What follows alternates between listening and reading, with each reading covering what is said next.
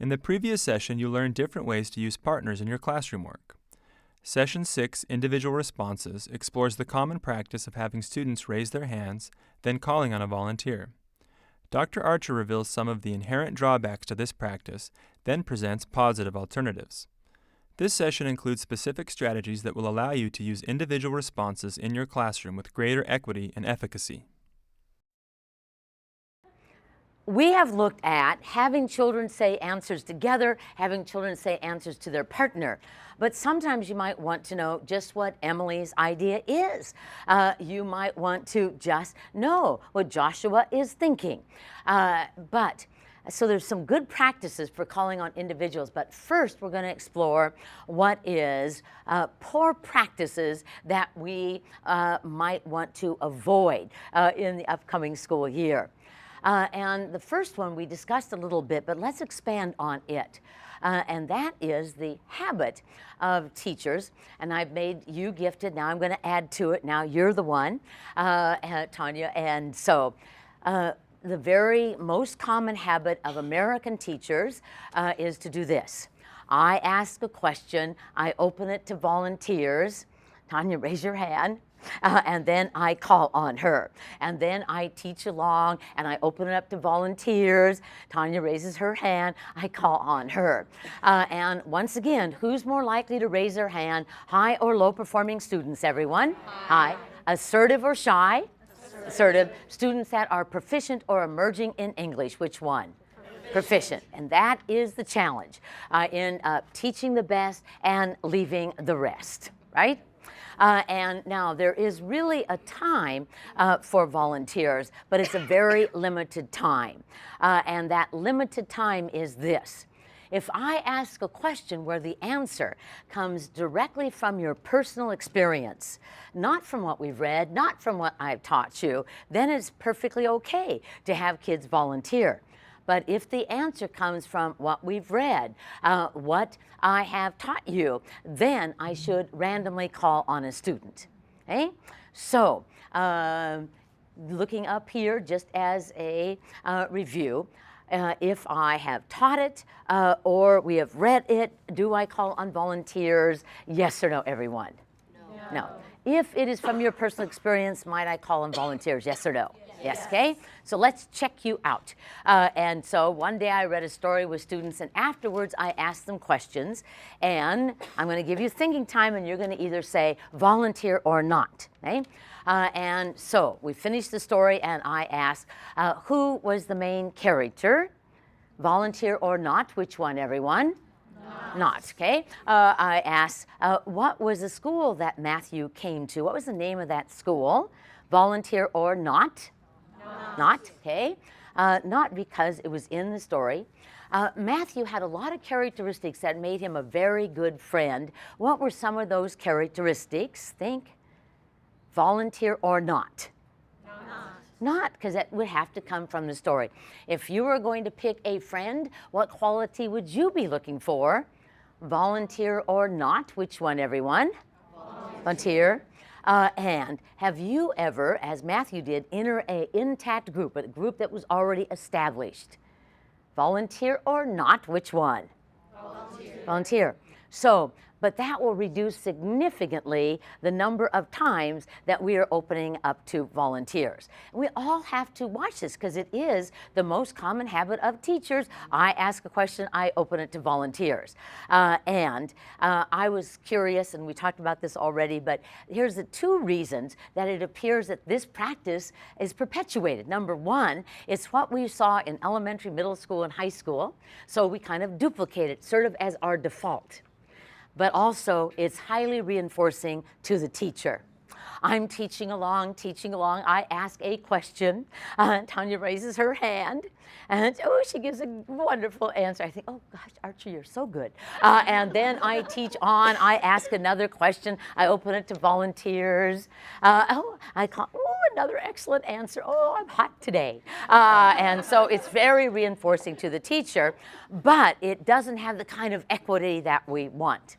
Okay, so reduce it, only use volunteers if the question you ask, the answer comes from their personal experience. Okay? Now, The next one we're going to look at is actually also one of the most common habits of teachers. And Lynn, you're going to help me out because you have lots of bags right there. But don't. Bag lady. You've got, yes, so when I go like this, not yet, get something out of your beautiful bag. But wait till I cue you. This is a play, okay? So you're teaching along, teaching along, teaching along, teaching along, teaching along, teaching along. Lynn! And you call on inattentive child.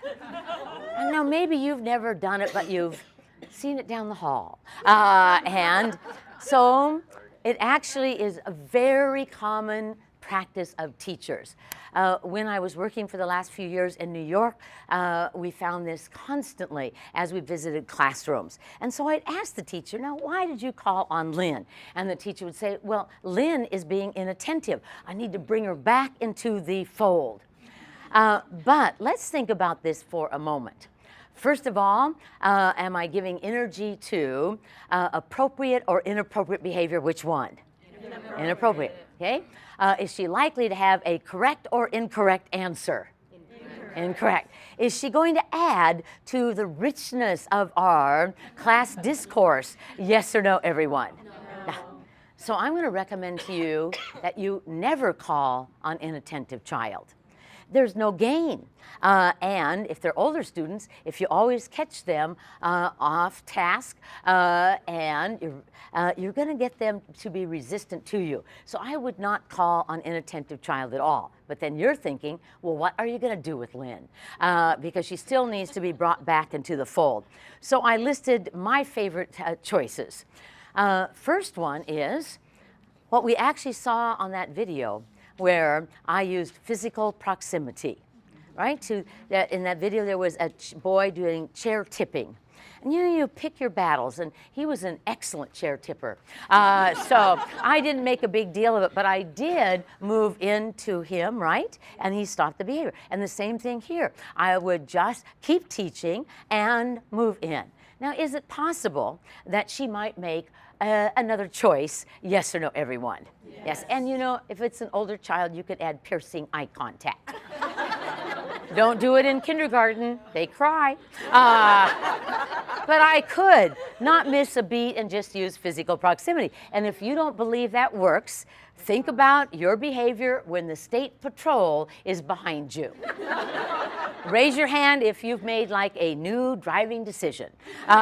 So we know that physical proximity works. Another possibility is to give directives to the group. I need everybody looking up here. I need everyone looking up here. And one day a teacher said, but it was only Lynn who was forging through her bag. See, here's the thing. There's never a moment in any classroom where there's just one sinner. No. So you might be doing advanced doodles on your paper with your flower pen. Good job, Emily. You might have your math hidden under here because you didn't get it done. So you could invite everyone to be attentive. I need everyone looking up here. Another possibility, and this is actually the fastest way to get kids present, is to give them a physical behavior that's quick to do. And it can be anything from put your finger on the picture. See, Lynn is not just forging through her purse, but is she thinking of something else when she's going through her purse, something other than what we're doing? Yes or no, everyone? Yes. So I need to bring her back to the present. I need to bring her back, and a physical behavior is often the way we can do that. And so I might say, highlight the topic. Put your finger on the heading. Write your heading on your paper. Something that is physical, they will come back. We have this one video that Dima, our videographer today, did, and I am teaching the most difficult middle school class I've ever taught. It was really difficult, and many of them were off task. So I tried first physical proximity. But I have to tell you, I'm unable to levitate. And then I tried giving directives to the whole group, looking up here. I need everybody's eyes up here, here, and still it was not adequate. And then I went to option number 3, give them a task. And I said, listen, When I say, go, get out a piece of paper and number it 1 through 10. Go. And so they all got out a piece of paper and numbered it 1 through 10. And we were videoing that day, and Dima, the videographer, came right in on my face. And you can tell I have no plan. And so when they were done, I said, okay, quick quiz just to see if we can go forward. Item number 1, write the answer down. Item 2, write the answer down. Item 3, write the answer down. Gave them feedback. Item 4, write it down. And then I said, you know, you did so well on those items. We don't even have to do 4 or 5 through 10. See, this is a good thing because I ended up having them on task, and I was also a hero. And that is what we want as teachers. So, really seriously, these two, this one, calling on volunteers, we just need to reduce down to only calling on it if the answer to the question is from their personal experience. And the other one, calling on inattentive children, we just need to totally eradicate, totally get rid of. It just doesn't serve us well. So what are we going to do if I do want to know Emily's answer? Well, we could use that one that we've already talked about, where we ask a question, have the student share it with their partner, and then we call on them. And so then I can still call on students, but it's after they've shared it with their partner.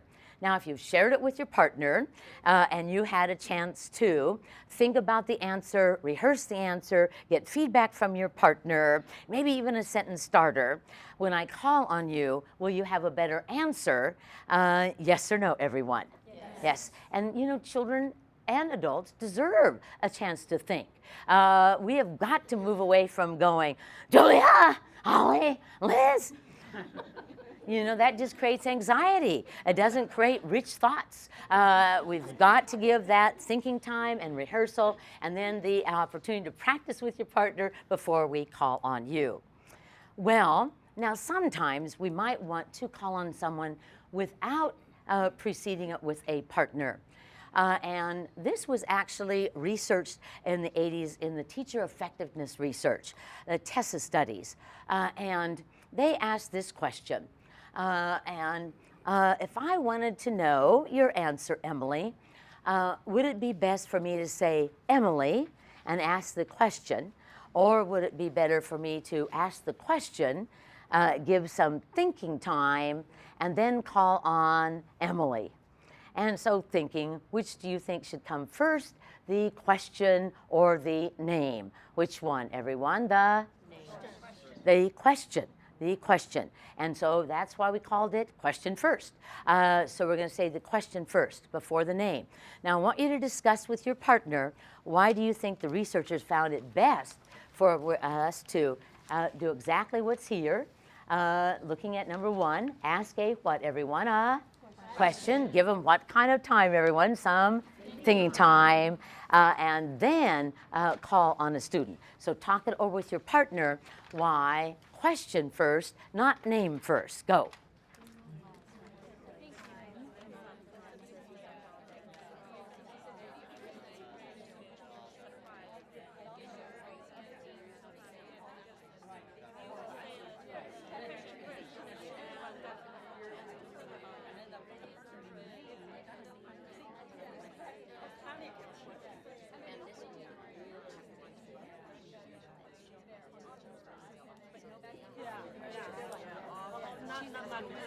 Okay, fall silent, perfect, perfect, and here's what I heard.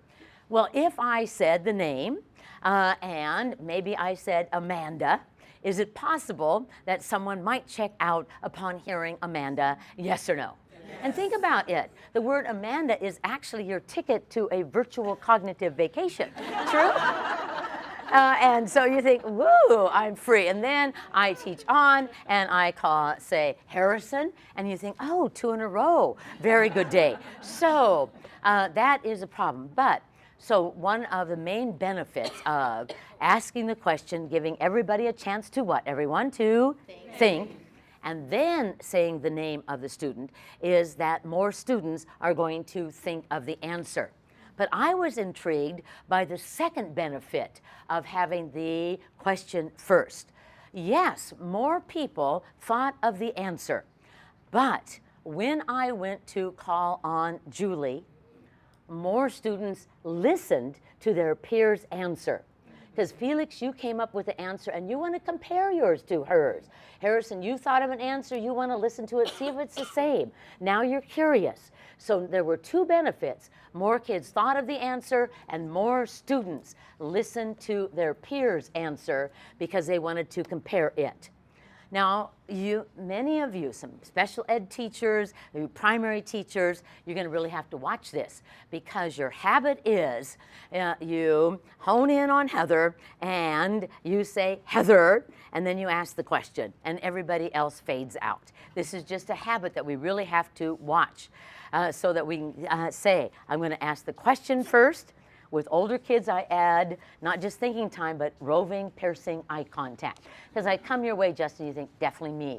Oh, God, she's going to call on me. Oh, no, it's my turn. Oh, no, I'm trying to hide my face, but there she is. So it works really quite well. Again, don't do it in kindergarten. They get nervous. And then call on someone. Now, both of these require that you call on an individual. And here is the reality. The reality is that when teachers go to call on individuals, that there's certain students that they're much more likely to call on than others. Validated study after study after study observed us in our classes, that there were certain students that had like an energy that drew us like a magnet, and we were much more likely to call on them. If we want everybody to have an opportunity to learn, if we want equity in our class, we need to have a system of calling on children that will truly spread it out and call on many people. So if you will look at 36. So here are some possible plans. You get to pick one that would allow you to have that kind of equity. One is one that we've had for a long time, but you know, some old things are good things. This is where you had the names on a stick, you put them in a jar, and you randomly pulled one out and called on them. In fact, they originally were called equity sticks in the research. And if I did that, pull the name out, call on them, is it possible I would have a broader range of students that I'm calling on? Yes or no, everyone? Yes, okay? Now the only problem with that is I pull the stick out, I set it down. Is it possible that any elementary child might like notice yes or no, everyone? Yes, see, then they think they're home free. For the whole day until she picks them up again. And you know, they do notice. And so you've got to put it back in. I was in a teacher's classroom who was quite clever. She had a jar within a jar, and all of them would start in the middle.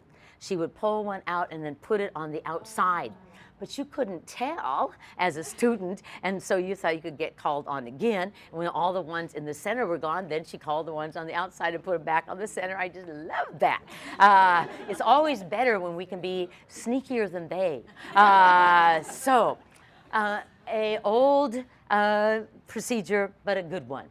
But I looked around this room, and we have the iPad group. Many of you at lunch had your iPads out. And there are numerous apps that might really meet your need for calling on students. And I listed some there, Teachers Pick, Stick Pick, Pick Me, but you put any of those in, there'll be like ones that come up, and I'm sure there's going to be new ones added. And they simply randomly call on children. And so the most recent one that I utilized was Teachers Pick, where I have all of the students listed in a class, and this just means that they're active in the class. And so I can't touch it, it will have a name come up. And I even put it under the iPad or under the dot camera or connect it to my projector so the kids can see that I didn't pick the name. No, it was random. So it is someone else is picking it. It is not me. So that's another possibility. And there's a number of them on your iPhone as well as your iPad, an excellent utility use of our iPads. Well, another possibility, and this one I've only used with like 5th grade and 6th grade at the elementary level. But it's another excellent way to call on individuals. You get 2 decks of playing cards. And you take one deck and you tape the cards to the table. So your Queen of Hearts, 2 of Spades, 3 of Diamonds, 8 of Spades, Jack of Spades, and it's right there. And then you use the other deck and you pull it out. And so you say Queen of Hearts, and then that's Mandy, and she's going to answer that question. Okay? Now, I want to tell you why I love that method. It is particularly useful because you can regroup children in so many different ways. So I might say, we're going to have huddled discussions in the corner, hearts over there, spades over there, clubs over there, diamonds over there. One day I was doing a science experiment where we were doing this in the class, and I said, you're going to illustrate a gas and a liquid and a solid, and I want everybody who's a Jack and a 2 up here. So, I mean, you can regroup in so many different ways, particularly useful in the upper grades. I wouldn't use it in the younger grades, but very useful in the upper grades. But you got to have a plan, and you really have to have a plan. If you think, oh, I'm just sure I am distributing it, have someone come in and take data on you. You might be like, shocked. Some of the teachers that we observed were just totally shocked to find that out of 30 kids, they were calling on 4 day after day. And so pretty soon, would the other students sort of abdicate and give up their power in the classroom? Could it happen? Yes or no? Yes.